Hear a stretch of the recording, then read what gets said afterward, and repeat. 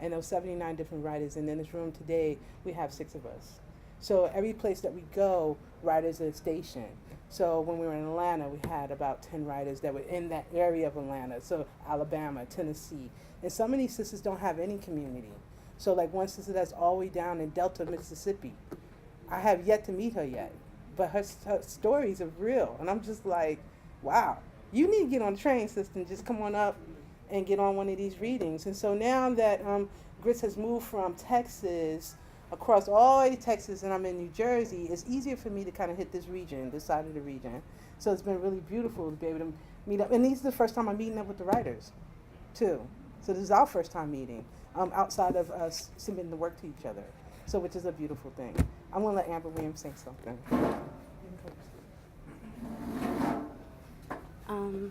Yeah, like she said, the internet is a beautiful thing. I haven't worked with music, but just in working with and meeting Poet on Watch and seeing what can be done with, as far as production with music and albums, the same thing has come across with this book. I mean, we've been able to just, talk about each other's stories online and connect in that way, and then also see how we can produce something tangible that we can all, then eventually share. So it's been a beautiful experience. It's been a dramatic experience. I don't know how many of you have actually read the whole book, but going through these submissions, going through the pieces, really brought out a lot for me. Things that I didn't even realize I had dealt with, in coming out, or have not dealt with in my life. And so the book is really for everyone, no matter what stage you're in. I'm 40, I'm 40, and either 40 something, there you go.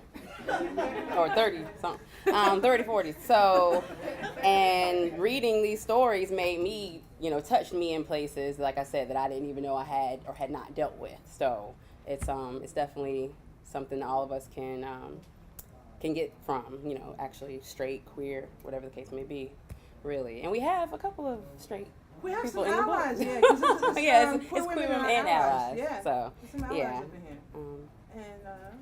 Yeah, I think that for me, personally, G.R.I.T.S was a way for me to have community. When I decided that I wanted to come out in my work, I've been out for 20 years, but not in my work. And as a news videographer for NBC and then working for newspapers and that type of thing, I'm always doing somebody else's stories, right? But never really document my own story. And then I had a political voice. And so my first book came out, which was Poet on Watch. It was more political, kind of touched on some multicultural, multisexual type of things. And then I was like, my family loved it. It was palatable enough for them, right? And then I got to a point where I was like, if I'm talking about politics, then why I'm not talking about the politics in my bedroom? So for me, it was it's political erotica for me. Like my new book is Sage Burner. So when I dropped Sage Burner, I got real nervous. And I started going on readings and I was sweating, like really sweating, like sweating. Sweating. I said, oh, I got issues. I've been out for 20 years and I'm sweating like this. What is going on with me?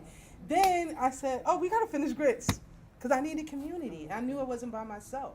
And so G.R.I.T.S has been a real, a sister-loving community for me. And to hear other women's stories and to hear happy stories. Because a lot of times when we document our stories, we're documented from prevention, or we're documented out of hate, abuse.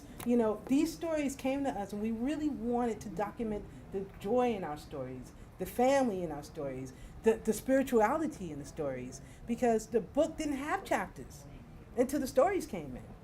And when the stories came in, the people who, when the stories came in, the chapters developed themselves. So when the sisters wanted to start talking about spirituality, that's what really ran me through, was the spirituality part and how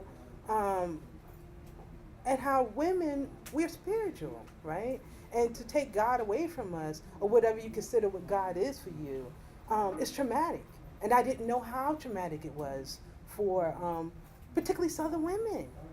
And I'm reading these stories and it just really, me and Amber cried many nights reading these stories. But they was tears of joy and not just tears of pain, right? So we've been getting a lot of questions today about anthologies and how to put together stories and what is a valid story. I think that anytime that you can look at yourself deeply and put it on paper is valid. And if you can lie to yourself on paper, you're only lying to yourself, not me or not the reader. It's just you, right? Our introduction was written by Cheryl Clark. Do you know Cheryl Clark? Yes, powerful troublemaker feminist, right? She wrote our introduction, and Pamela Sneed wrote the afterword to the book. So we have some sisters that thought this was some really important work, so they put their name to it, and I was really excited. I was like, wow, y'all gonna put your name to this? So up next, so I was excited, you know. It's really nice that sometimes when you sit back and as a young writer and you're reading these people and you're like, wow, I guess I'm gonna get there one day, right? And then all of a sudden, they're endorsing the work. That blew me away. So I was like, yes.